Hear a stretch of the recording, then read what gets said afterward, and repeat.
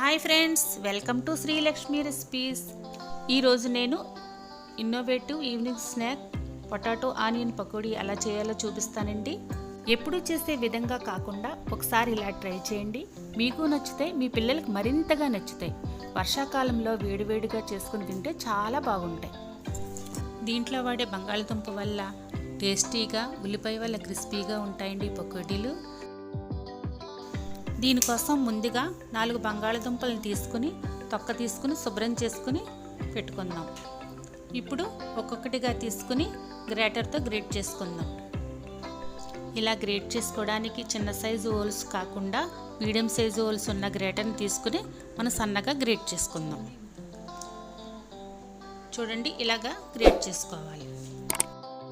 వీడియోలో చూపిస్తున్న విధంగా మిగిలిన పొటాటోస్నన్నీ ఇలాగా గ్రేట్ చేసుకుని పక్కన పెట్టుకుందాం.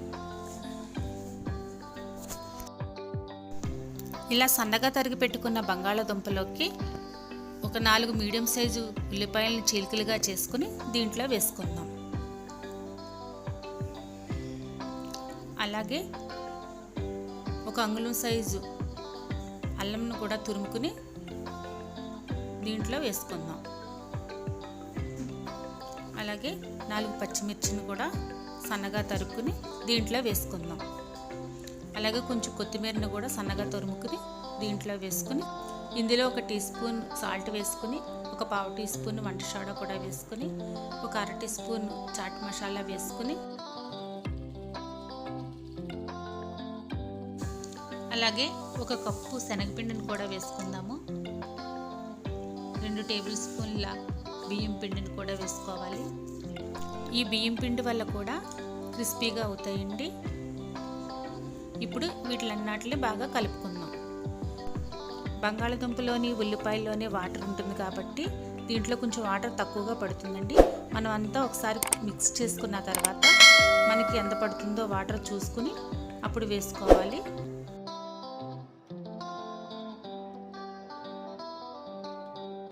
కొద్దిగా వాటర్ చిలకరించుకుని కలుపుకుందామండి. ఇంకో కొంచెం వాటర్ పడుతుంది అనుకుంటే మనం వేసుకుని కలుపుకోవాలి. మరీ పలచగా కాదండి, కొంచెం గట్టిగానే కలుపుకోవాలి. లేకపోతే పకోడీలు క్రిస్పీగా రావు, మెత్తగా వస్తాయి. ఒకవేళ వాటర్ ఎక్కువగా కానీ అనిపిస్తే కనుక 1 టేబుల్ స్పూన్ బియ్యం పిండి వేసుకోవచ్చు. చూడండి, ఇలా కలుపుకుని పక్కన పెట్టుకుందాం. స్టవ్ ఆన్ చేసుకుని పాన్ పెట్టుకుని దాంట్లో ఆయిల్ వేసుకుని హీట్ అయిందో లేదో చెక్ చేసుకుని ఇప్పుడు పకోడీల్ని చిన్న చిన్నగా వేసుకుందామండి. పెద్ద పెద్దగా వేసుకోకూడదు, చిన్నగానే వేసుకోవాలి.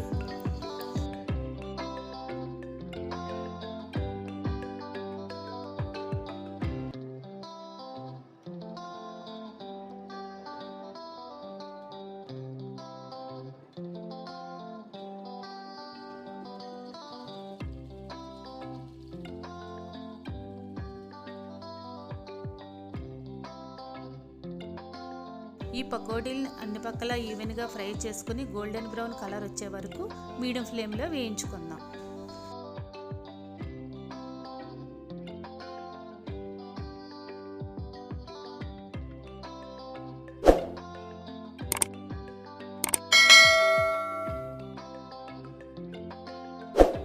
ఇలా గోల్డెన్ బ్రౌన్ కలర్లోకి వచ్చిన పకోడీల్ని ఒక బౌల్లోకి తీసుకుందాం.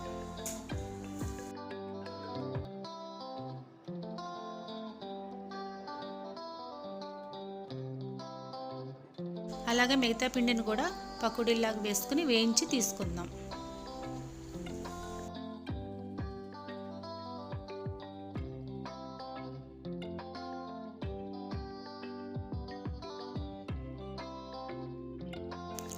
అంతేనండి, వేడివేడిగా ఎంతో టేస్టీగా ఉండే పొటాటో ఆనియన్ పకోడీ రెడీ. మీరు కూడా ఒకసారి ట్రై చేశారంటే ఎప్పుడు ఇలాగే పకోడీలు చేసుకోవాలి అనుకుంటారు. ఈ రెసిపీని మీరు ట్రై చేసి ఎలా వచ్చిందో మీ అమూల్యమైన ఫీడ్బ్యాక్ని నాకు తెలియజేయండి. ఈ వీడియో కనుక మీకు నచ్చినట్లయితే లైక్ చేయండి, షేర్ చేయండి, సబ్స్క్రైబ్ చేయండి, పక్కనున్న బెల్ ఐకాన్ ప్రెస్ చేయండి. మరిన్ని రెసిపీస్ కోసం చూస్తూనే ఉండండి మన శ్రీలక్ష్మి రెసిపీస్ ఛానల్ని. Thank you for watching.